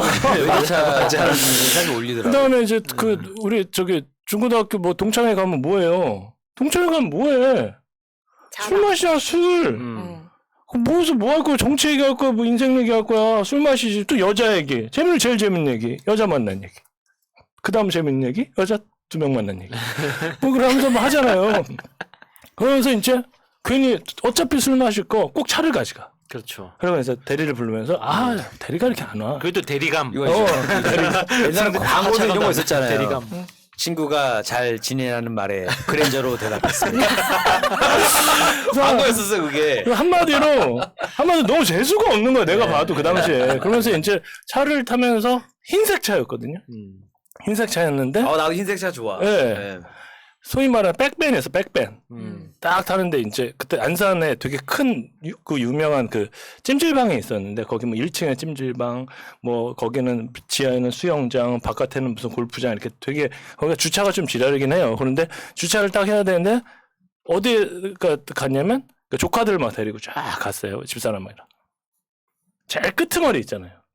소위 말하는 공구리가 쳐져 있는데 벽이 이렇게 쳐져 있는데 공구리 시멘트. 예. 근데 그 들어갈 수 있을까? 그러다가 애들 먼저 내리라고 할까? 그러다가 진짜 쫙 갔는데 애들이 야 조심히 내려라 하고 있는데 쾅 연 거야. 시직 이제 어린애들이 뭘 알아요? 내가 조심해야 하고 하니까 막 화를 낸 거야 내가. 얼마나 어린애한테 미안해요. 집사람이 막 뭐라고 하더라고요. 그랬더니 진짜 그러다가 갑자기 어느 날 전화가 왔어요. 전화가 집사람이 자기 사고 났다고. 사고 났다고. 그래서 전화 얼마나 급하면 일단 남편은부터 찾잖아요. 그래서 급해갖고 사고 났다 해서 야, 몸은 좀 괜찮아?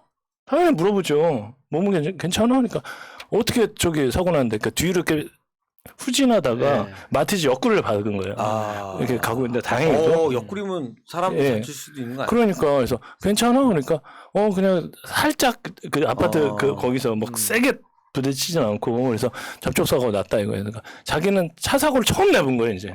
무섭잖아요. 그러니까 야 당황하지 말고 저 글로브 박스에 열어보면 거기 삼성 거기 전화번호가 있다. 1588 뭐 전화해서 하면 된다니까. 당신 어디냐? 그러니까 나 지금 못 간다. 못 가고 뭐 접촉사고 살짝 난 거를 그러면서 이제 아니 전화해라. 전화하면 다 온다. 오고 이제 다 해주니까 걱정하지 마라. 그러고 나서 전화를 끊었어. 전화를 끊었는데 다시 전화를 했어요. 차는 괜찮냐? 한 거야 이제. 차는 괜찮냐 이렇게 한 거야. 그랬더니 저기 뭐야 야 이거 이제 또 싸움거리 던져줬네. 살짝 또. 기스가 났다는 거야. 기스가 길이가 깊게 났냐? 그러니까 아니 그냥 살짝 났어. 그러니까 패였냐?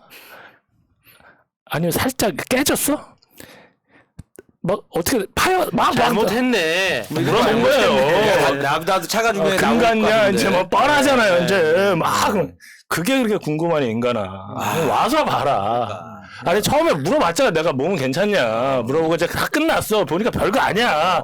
그 후진하다가 이러다가 깨졌냐? 금 갔냐? 금이 얼마나 갔냐? 기스가 얼마냐? 물어보니까 이제 자기도 이제 속도 말로 화가 난 거지.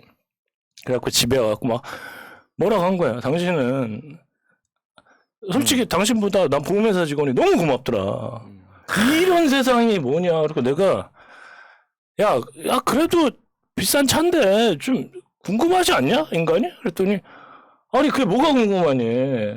물어봤잖아. 너 몸 괜찮은지. 무슨 100km 가다가 차 박은 것도 아니고 막 그러고 야 너 솔직히 생각해봐. 마찰이 안 그래요? 에르메스 가방에 있어. 화장실 딱 갔는데 남자친구한테 살짝 갖고 있으라고 했어. 3,000만 원짜리 에르메스 가방. 남자친구가 딱 걸어가다가 넘어졌어. 가방이 찢어졌어. 그러니까 가방이 걱정된다. 남자친구 무릎하기 걱정된다. 3,000만 원짜리 에르메스 가방. 봐 가방. 우리 저기 보람 PD 어때요? 아니 가방이 걱정돼. 남자친구 무릎하기 걱정돼? 아니 근데 가방이 찢어졌다며. 근데 남자친구는 무릎만 다쳤어? 그러면 당연히 가방이 중요한 거지. 이거 보니까 예전에 마데카소 바르면 돼? 예전에 그 1994 그 영화 드라마 보던 생각이 나요. 거기서 이제 뭐지 문을 뭐 살짝 열고 자면은 뭐 감기가 걸리고 문을 닫고 자면 답답하고 뭐 이런 건데 그래서 뭐 문을 뭐 살짝 열었다 그랬나 정확히 기억이 안 나. 오래돼가지고. 그 박보검한테 물어본 게 있어. 근데 정답은 뭐였냐면은 너 괜찮아 이거였어. 전혀 상상하지 못한 데다 나왔는데 여자들은 당연히 그거지 그러더라고. 그래서 너 괜찮아가 도란 PD는 답이었어요. 에르맥스 가방이냐 아니면 마데카 소리냐 뭐야? 남자친구 무릎이냐? 대답 못해. 그리고 내가 그 얘기를 했지. 야 누가 백이 이렇게 좋은 게 있으면 푹 찢어졌어. 그럼 어떻게 할래? 백은 꼬매야 되고 남자친구는 약 바르면 그러니까 되는데 그거 비교하면 안 되지. 마데카 소리. 그러니까 이게 이론적으로는 그런데 이거는 이제 여성분들이 이제 그걸 꼬투리를 잡아요. 아유. 남자들도 다짜고짜 매려서 막 나 뼈가 부러졌어. 나 어떻게 피나 이러는데 차 괜찮아? 이러진 않아요. 남자들도 그치. 이성적으로 그냥 여자분이 딱 괜찮아 보이니까 다행이네. 얘기 딱 들어보니까 그렇죠. 경미한 거야. 예, 예. 그러면 몸은 괜찮은 것 같으니까 차는 어때? 이렇게 물어본 건데 여자분들은 이제 앞에 얘기는 잊어버리고 이제 자세히 차는 물어봤지. 어때만 갖고 뭐라고 하는 기스 거지. 났어, 깊게 났어, 뭐 어떻게 돼, 패였어, 뭐 물어봤는데 그러고 나서 제 집사람 저거 원래 말이 별로 없는 사람인데 한 달 동안 무건 수행을 하는 거야 진짜. 상처받았네. 와 진짜 미치겠더라고. 사람이 한 달을 그러니까 차 다 팔아. 다 팔았어요.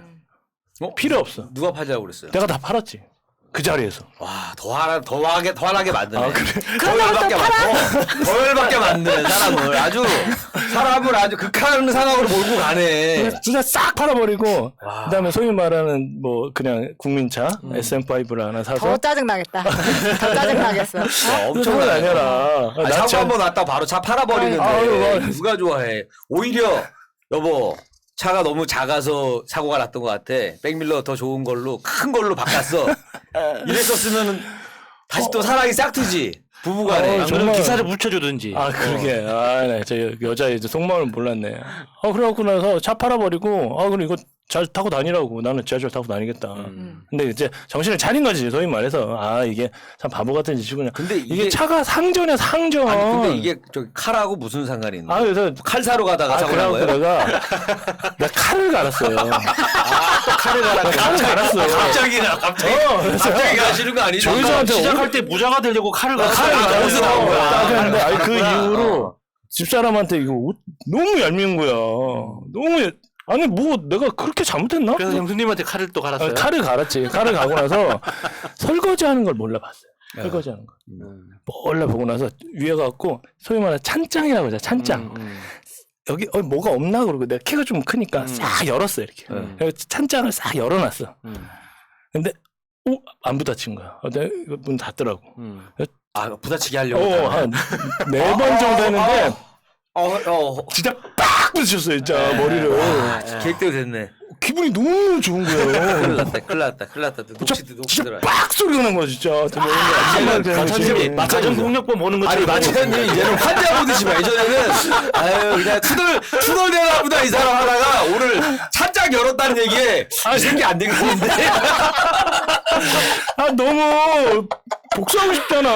근데 여자를 때릴 수도 없고 욕을 할 수도 없고 뭐 어떻게 할 수가 없으니까 설거지하는데 찬장을 위에 살짝 열어서 뭐 끓여낸 척하면서 3번 정도 열었는데 4번째 제대로 와, 빡 붙였는데 소리가 엄청 짜증나게. 우와 막 이거 엄청 너무 짜증나게. 기분이 좋은 거야. 그래서 아니 일단 기분이 좋지 않을 것 같고 그래? 내가 그리고 이혼 사유지 않아요? 이혼 아니, 사유지 근데- 이 정도면. 아니 모르지 내가 시원하지 않을 그런지. 것 같아. 시원하지 않을 것 같고 두 번째로는 나는 그런 일이 없겠다. 부딪히는 일이 없거든.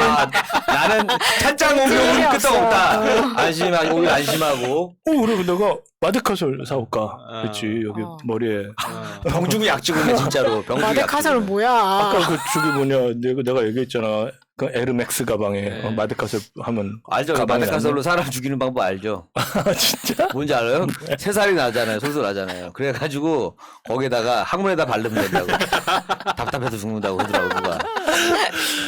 새살이 나가지고. 그래갖고 내가 진짜 너무 빈곤하고 힘들어서 이제 칼을 갈고 이제 좋은 차를 샀는데 이거는 부질없다. 그리고 욕만 뒤지게 먹고 이거는 가정에 이거 진짜 그러니까 상전이에요 상전. 차가 아니에요. 뭐 하나 묻을까 뭐 하나 기스날까 그러고 있잖아. 막 도로공사 하는데 하얀 차를 가지고 가면요 찐덕찐덕한 게 붙어요. 그 타르 같은 게 네. 진짜 침을 묻혀서 이렇게 한다니까. 뭔 짓이야 그게. 그 차예요. 그러니까 아이고. 세차를 면봉으로 하고 그러지. 그러니까 정말 바보 같은 이게 중국 사람 있잖아요. 확 부자 돼가지고 이렇게 뻘짓하는 것 같은 하나도 멋없는데 그래갖고 참 그러고 나서 아, 가정에 이렇게 오는구나. 근데 그때 너무 나한테 해대니까 제가 이렇게 칼을 갈고 찬장에 문을 열어놔고 내가 봤을 때는 오늘 방송을 혹시라도 형수님이 보면 형수님이 이제 칼을 갈 것 같은데.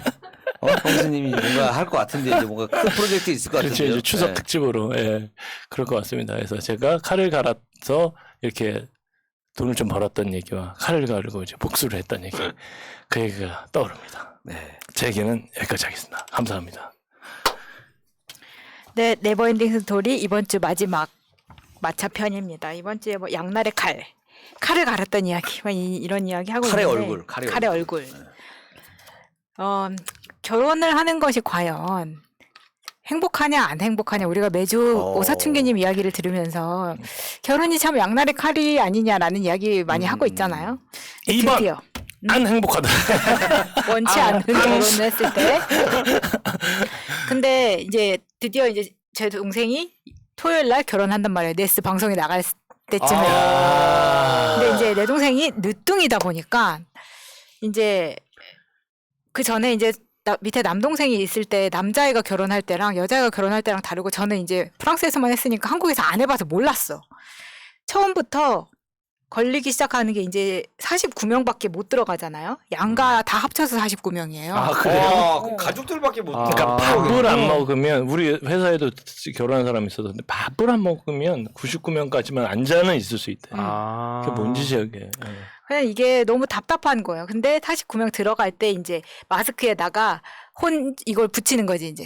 시간 타임마다 붙이는 거고. 뷔페 할 때 그것처럼. 카운트 하듯이. 그래서 그 뷔페도 49명이 사실은 이게 사람이 더 와도 나가는 사람이 있으면 그 안에 인원만 49명 맞추면 되는 줄 알았거든요. 그게 아니라 그냥 딱 49명이야. 아니 신부화장하고 그다음 마스크 써요? 아니 신랑 신부랑 혼주 이렇게 6명은 안 써요. 안 하고 양가 마스크를 부모님하고 안 하고. 당사자. 근데 이제 49명에서 예외가 되는 게 뭐냐면 사회자하고 삼중주 이거 예외, 음악하는 예외. 사람 그리고 스냅 작가 카메라 찍는 사람 축가 2명 그리고 접수대 인원 2명 해서 4명까지. 거기는 별개로 그 인원과 별개로 빼고. 측정한다 그 이거죠. 사람들은 49명이 안 들어가고. 49명이 안 들어가고 그러니까 한 55명 정도?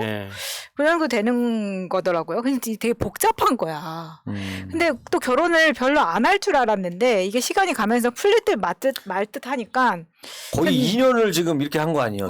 네. 예식 준비하신 분들, 작년에 준비하셨던 분들도 내년에 괜찮겠지 했는데 맞아. 내년에도 또 이래. 그러니까 근데 거의 2년 동안 시간 끌다가 야 그냥 너랑 나랑 인연이 아닌 것 같다. 이런 그렇게 경우가 된 거야. 많잖아요, 그죠? 야, 내 딸이랑 영숙이 만났으면 코로나도 없었어. 너랑 나하고 재수가 없어. 이러면서 헤어지기도 하고 막 그런 거 아니야. 어제 헤어진 거 같아. 너 가란 말이야. 너 만나고 되는 일이 없어. 그렇게 헤어져서 이렇게 헤어지는 사람들도 많다고요. 네. 지금 리얼해. 근데 이게 이제 제 동생이 늦둥이다 보니까 다른 이제 다 뭐 고모네 딸 뭐 다 결혼하고 난 후니까 보통은 접수대에 이제 어린 친구들이 보잖아요. 좀 어린 조카들이 아무도 없는 거야. 그래서 이제 접수대를 또 누가 볼 것이냐. 그리고 코로나다 보니까 사람들이 또 일단 적게 오고. 근데 내가 이제 이 시스템을 이해를 못하니까 야, 그럼 네 남자친구 애들 중에 좀 쓰라고 하라고 그랬더니 아니 남자친구는 신랑 측이 서야 된다고 신랑 측 접수를 받아야지.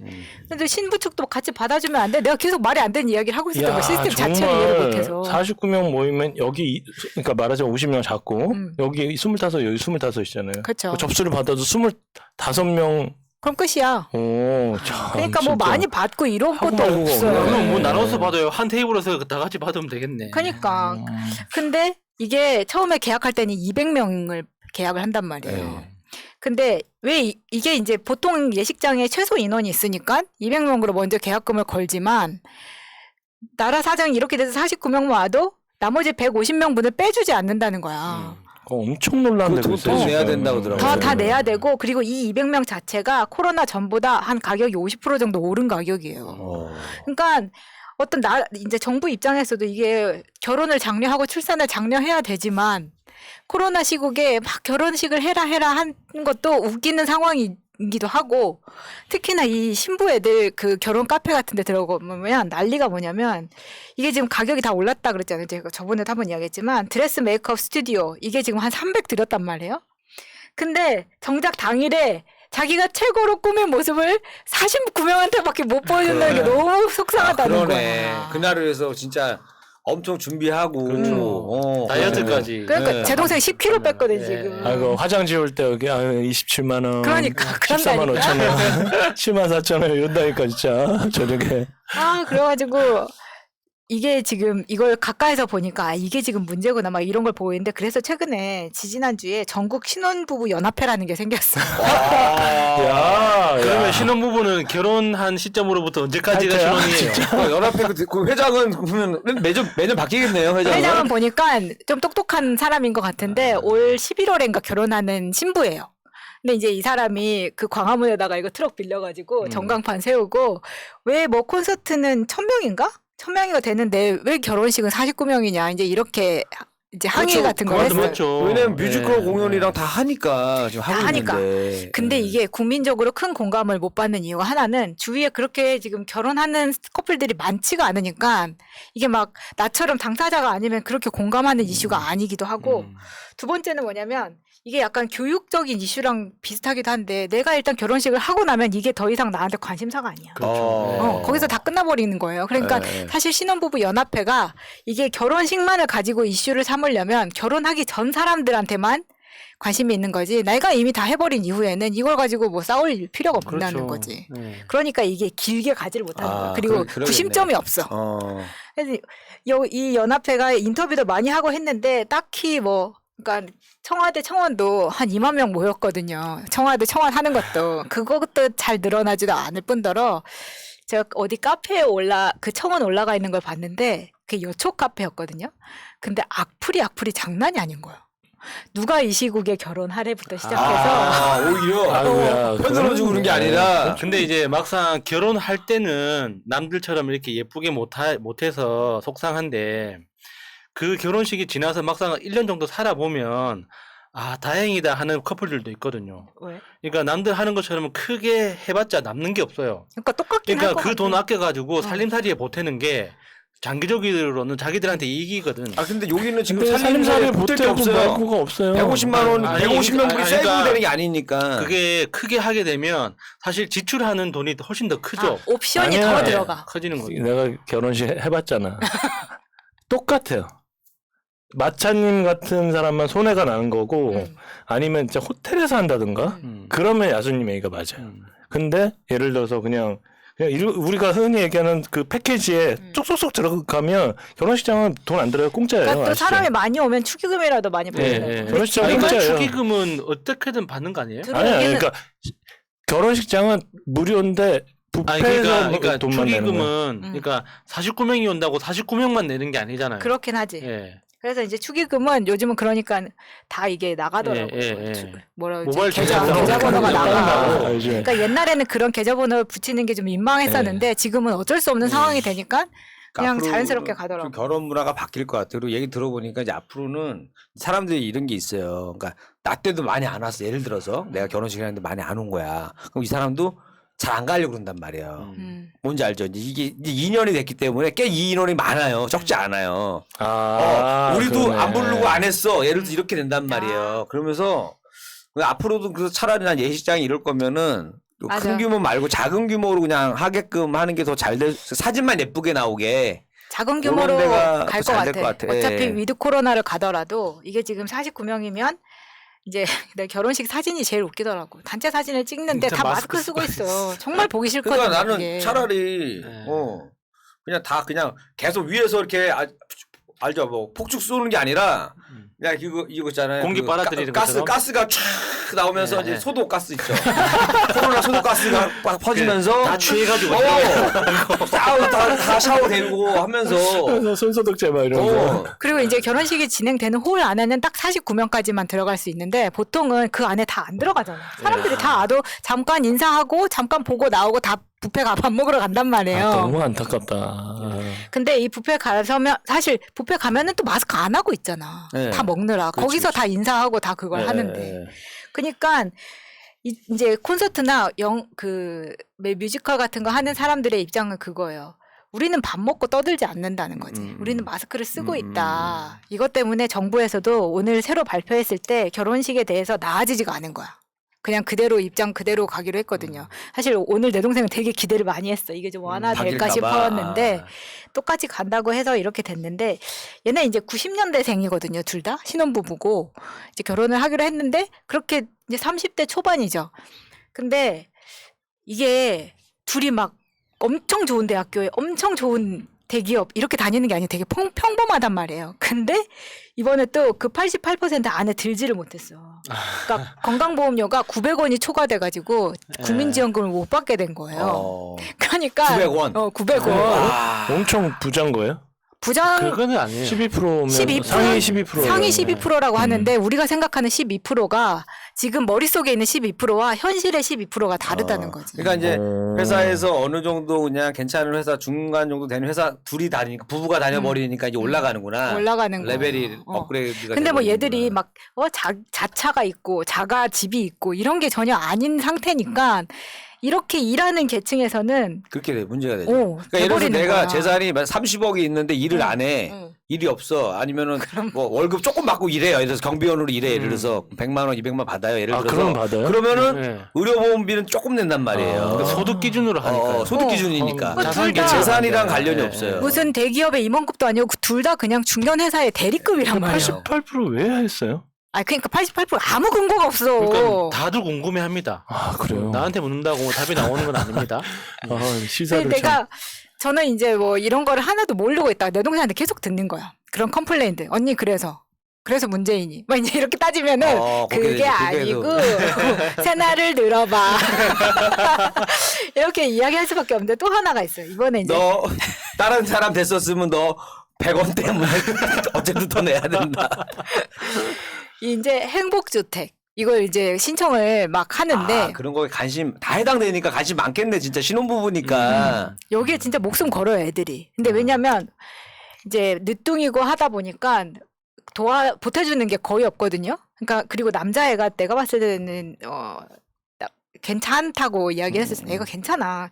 그러니까 본인이 부모님한테 기대지 않고 다 하려고 하는 애예요. 그래서 행복주택이랑 막 이런 것도 다 했는데 나한테 내 동생이 뭐라 그러냐면은 언니 둘이 연봉을 합치니까 행복주택의 기준에 약간 오버돼서 신청 자격이 안 된다는 거야. 한 명이 신청을 해. 듣다 보니까 피곤해 죽겠네.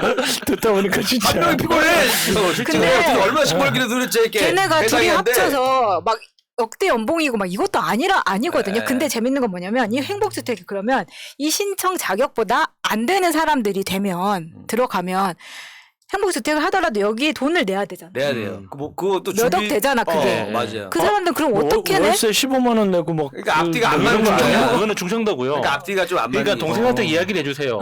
그래서 기본 주택이 필요하다고. 아, 그러면 행복주택이 집을 아니라. 주는 거예요? 그렇지. 근데 장기 임대식으로 장기 임대주택. 가는 거예요. 그러니까 내가 아는 저기 친구의 어머님이 행복주택인가 돼가지고 월세 15만 원에 보증금이 1,000만 원인가? 되게 쾌적한 곳이고 아파트가 20평 가까이 요즘 된다고. 진짜 잘 되어 있어요. 그거는 약간 임대 아파트 같은 아, 식인 것 같아. 그렇더라도 그런 거고. 그런 거가 행복주택 아니에요? 그렇죠. 저기는 아, 아까 그래요? 아까 국가에서 얘기하신 거는 장기 전세 임대 이런 것 같아요. 모르겠어. 아무튼 행복주택이. 거기 목돈이 이게 들어가거든, 지금 거기는. 마타님이 이야기한 건 신혼부부 대상으로 하는 또 그 프로그램이 따로 있고 그러니까 소득이 없는 그러니까 노후 생활을 위해서 하는 프로그램이 또 맞아, 있고 맞아. 종류가 많아요. 그래서 무조건 이렇게 들어가려면 가점이 생기려면 애가 있어야 되는 거예요. 몇 그리고 명 있습니다. 둘이 있으면 무조건 통과합니다. 애 둘. 애 둘이면 무조건 통과. 근데 이제 당장 애를 가질 수 있는 상황은 아니니까. 그러면 저를 입양시키라고 하세요. 그러니까 내가 입양되고 최고네. 내가 입양되고 최고네. 싶어. 아, 그게 돼요? 네, 저희 어머니를 제가 다시 입양해야 되는 거예요. 말세. 그리고 또 하나 내 동생이 또 열받은 게 또 하나가 있어요. 휴가. 이제 휴가가 이번에 추석이 겹치잖아요. 그러니까 회사에서 나오는 결혼 휴가가 이제 며칠이 있고 추석 연휴랑 이렇게 끼고 자기 휴가는 그래서 1.5일밖에 안 쓰는데 그렇게 해서 2주를 쉴 수 있게 맞춘 거예요. 저렇게 쉬는구나. 와, 그러니까 쫙 쉴 수가 있으니까 계획을 그렇게 촘촘하게 짰다고. 얘네들이 엑셀로 쫙 써가지고 계획대로 하는 애들이어가지고 회사에다가 둘이 내가 재밌겠다 사는 귀엽다, 게. 귀엽다. 둘이 그렇게 살고 있어. 복잡해. 서로 근데 계획했는데 900원은 예상 못했는데 서로 또 안주 올리면서 그러냐. 나도 놀랐어. 요거까지 좀 더 정밀하게 앞으로 계획을 세우도록 하자. 근데 900원을 어떻게 계산했지? 나도 그게 놀랐는데 이제 휴가를 가기 전에 이 정도 계산이 나왔으면 회사에 미리 이제 몇 달 전에 결혼식 잡혔을 때부터 자기 9월에 결혼 가니까 이제 업무를 어떻게 교차해서 할지를 계속 얘기를 했다는 거예요. 그래서 사장님급까지 다 컨펌을 받은 상태에서 이제 결혼식만 기다리고 있었는데 저번 주에 팀장이 하나가 승진돼서 올라간 거야. 자기 팀원급에서 팀장이 하나가 올라가더니 걔가 내 동생한테 이제 전체가 다 들어있는 단톡방에서 앞으로 휴가는 2주 이상 가지 말았으면 좋겠다고 이제 딱 그렇게 이야기를 한 거예요. 내 뭐 동생이 엑셀 표에 없던 또 조건인데. 갑자기 이제 난 암초를 만난 거지. 갑자기 빡쳐가지고 근데 얘는 나한테 그 빡쳤을 당시에 이야기를 안 해. 왜 얘기를 안 하냐면 언니가 회사에 쫓아올까봐 얘기를 못했어 이렇게 얘기하더라고. 네, 나는 항상 이제 쫓아가진 않지만 고민은 하거든요. 나 이거 진짜 이걸 가만둬야 되나? 근데 내가 개입을 했을 때 내 동생이 더 안 좋아질 수가 있잖아, 입장이. 그렇죠. 당연히 안 좋아지겠지. 성인 지금 내일 모레 결혼하는 성인인데. 근데 얘가 계속 늦둥이다 보니까 와 진짜 애들은 진짜 빨리 크는 것 같아. 그래서 31살짜리가. 어렸을 때 기저귀 갈도 왜냐면 제가 한 중학생 때 태어났으니까 네, 그렇구나. 살아온 이 기억이 다 있잖아요. 근데 네. 이제 결혼한다고 하니까 결혼하는 것도 마음에 안 드는데 고생할까봐. 근데 이제 회사에서 얘가 막 누구한테 뭐 치였다 막 그러면 너무 화가 나는 거야. 근데 이 팀장이랑 내가 뭐라 그러냐면 이제 얘는 이제 이 사람도 결혼을 안 했으니까 또래인데 2주 이렇게 간다고 하니까 그렇게 이야기를 하길래 이거는 다 미리 몇 달 전부터 이야기된 거라서 어떻게 할 수가 없습니다. 라고만 이야기하고 끊었대요. 근데 내가 제 동생한테 항상 막 이런 식으로 이럴 땐 이렇게, 이럴 땐 이렇게 이걸 너무 많이 가르쳐 놨더니 애가 정말 무자르듯이 그렇게는 잘 하는데 이번에 너무 바들바들 떨고 있길래 제가 또 예시 문장을 다 써줬어요. 본인이 회사에 저기 있는데. 회사의 사장도 아닌데 왜 근로기준법에 위반되는 말을 하느냐. 더 심각한 상황이라는 거를 해서 팀장이 나의 입장을 이해하게끔. 아, 그렇지. 감정이입을 사람들이 내 편이 되게끔 만들어야 되는 거예요. 그렇죠, 왜냐면 그렇죠. 휴가라는 거는 공감하게 해야 돼. 내 편이 돼야 돼. 나만 갖고 있는 특권이 아니라 모두가 쓰는 휴가잖아요. 요즘에도 그래요. 요즘에 휴가 쓰는데 그러니까 그게 을끼리 갑질하는 거야. 아이고야. 그래서 이게 만약에 그러면 내가 다음에 그렇게 이야기를 그랬어. 팀장님은 결혼 안 하실 건가 봐요? 팀장님은 휴가 안 가실 건가 봐요? 이렇게 이야기하고 있지만 너는 이 말을 하면 안 된다. 그렇지만 그렇게 말씀하심으로써 그러니까 보통 이제 회사에서 보장해주는 연간의 휴가가 있잖아요. 이 휴가는 나라에서 법적으로 주는 나의 권리인데 그거를 사장도 아니고 사용자도 아니고 팀장님이 저에게 이렇게 말할 권리가 있냐고. 그렇게 이야기하라고 했는데 화만 돋구는 거고 이렇게 감정이입을 하면 해야 돼요. 그러니까. 안 돼. 화만 돋군다니까. 되게 그건 안 돼. 고민. 법적으로 하는 건 화만 돋구는 거고 나 내 사연을 듣고 나서 눈물이 흘리면서 그래 갔다 와 하게 만들어야 된다니까요. 맞아. 감정적으로 해야 돼요. 그거는 그 얘기가 법적으로 제가 맞아요. 옳습니다 해봤자 휴가는 갔다 올 수 있을지 모르겠지만 갔다 와서 더 힘들어져요. 그래서 그 방에 있는 사람들이 다 너를 이해하게끔 만드는 게 최우선이다. 그러니까 어차피 그 다음에 휴가 갈 사람이 저 팀장 때문에 계속 불편해질 수 있는 거잖아요. 근데 사실은 휴가라는 거는 모르겠어.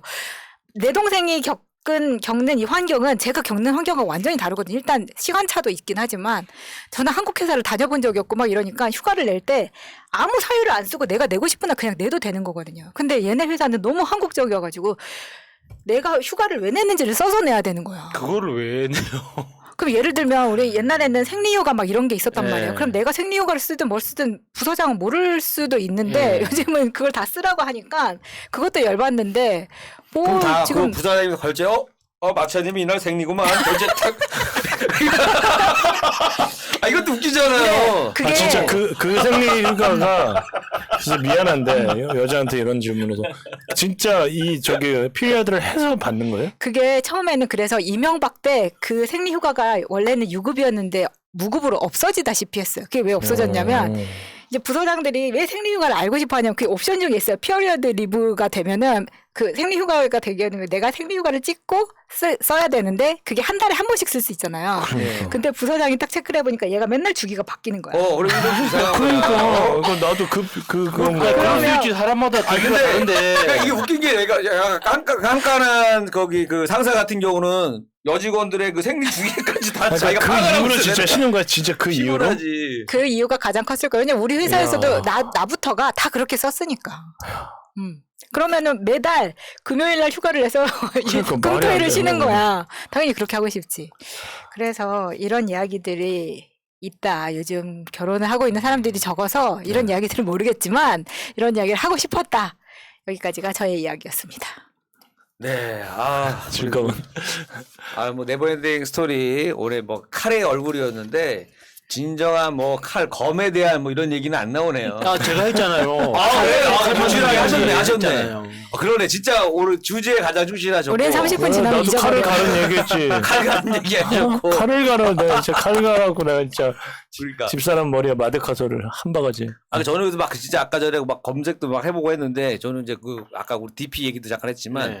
군용 칼 있잖아요. 군검. 예. 궁금하더라고. 그래서 이제 앞에 괜히 검색도 해보고 총검수 이거 앞으로 아직도 해야 되나 해가 왜냐면 요즘 시대가 바뀌었는데도 갖고 이제 그 군검도 검색도 해보고 했는데 그리고 또 근데 보니까 유튜브 중에 또 그런 대검 있잖아요. 예. 대검만 또 리뷰하시는 분들도 있더라고 또. 그러니까 야 참 별의별 사람들이 다 있구나 이 생각도 했습니다. 자 네버엔딩 스토리 오늘의 주제는 칼의 얼굴인데 이게 어떻게 보면 또 우리 또 유명한 또 칼제비 분 있잖아요. 또 그분의 또 얼굴도 또 떠오르면서 여러 가지 뭐 양면적인 얼굴도 떠오르면서 여러 참 폭넓게 했던 주제였던 것 같습니다. 자 네버엔딩 스토리 오늘의 주제는 여기까지고 저희는 다음 주에 또 새로운 주제로 인사드리도록 하겠습니다. 여러분 고맙습니다. 감사합니다. 감사합니다. 물리치자 바이러스에게는 마스크가 없다 어서 가자 바이러스보다 먼저 그러니 내일보다 먼저 가자 우리들의 희망을 형제이게 하자 설령 그것이 내일이라 해도 현재로 저들을 물리치자 바이러스에게는 마스크가 없다 어서 가자 바이러스보다 먼저 바이러스에게는 마스크가 없다 어서 가자 바이러스보다